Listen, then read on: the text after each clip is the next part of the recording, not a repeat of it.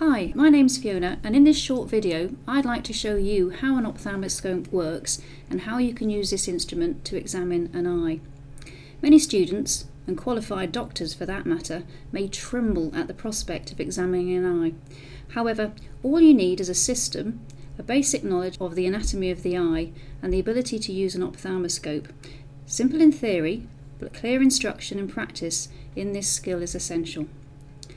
First of all, you need to check your equipment and make sure it works before starting your examination.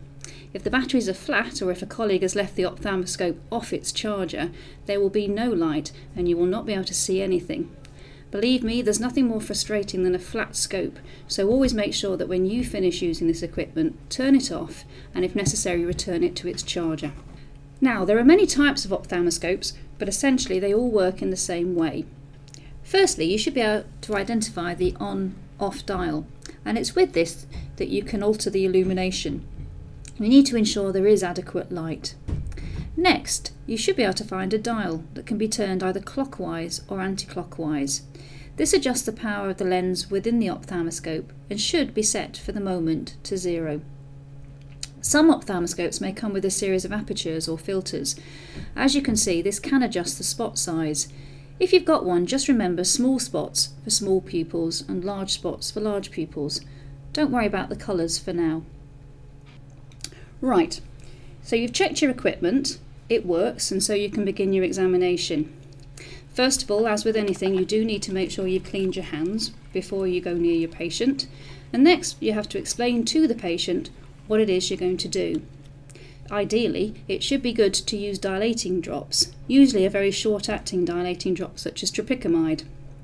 Patients should be warned, however, that this may blur their vision for an hour or so. If you can, try to dim the room lights, particularly if you're attempting fundoscopy undilated. First of all, ask the patient to look straight ahead and place your hand on their forehead. At an arm's length, put the ophthalmoscope up to your right eye and look for the red reflex, swinging the light over to the left eye. Now, the red reflex is the result of light reflecting back from the retina. If no red reflex is seen, either your technique is poor or there's a significant problem with the eye regarding the clarity of one of the optical media. And from front to back, this could be due to a problem with the cornea, the anterior chamber, the lens, or the vitreous cavity.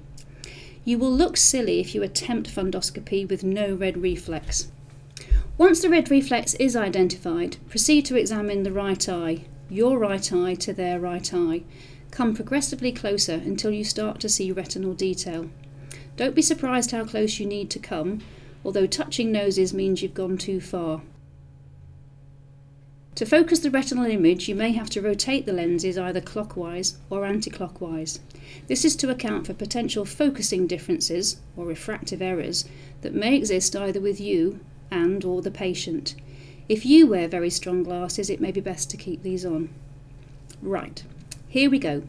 Remember, the image you obtain will be highly magnified.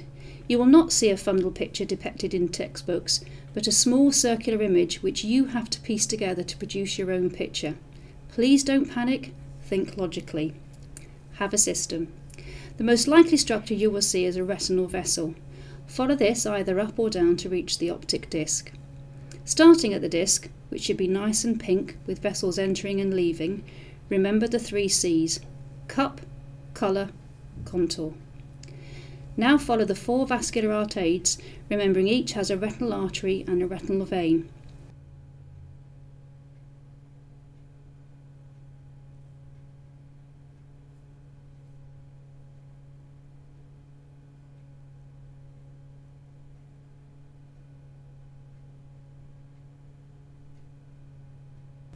Then ask the patient to look up, down, left and right, following the patient's eye at all times. It's here that you will be allowed to pick up peripheral changes.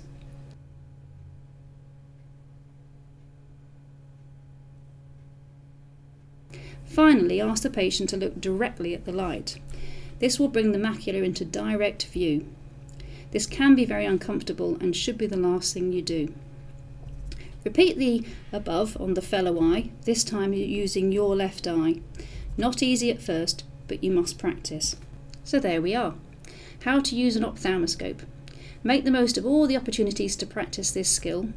You will have the opportunity to perfect your technique during our workshops.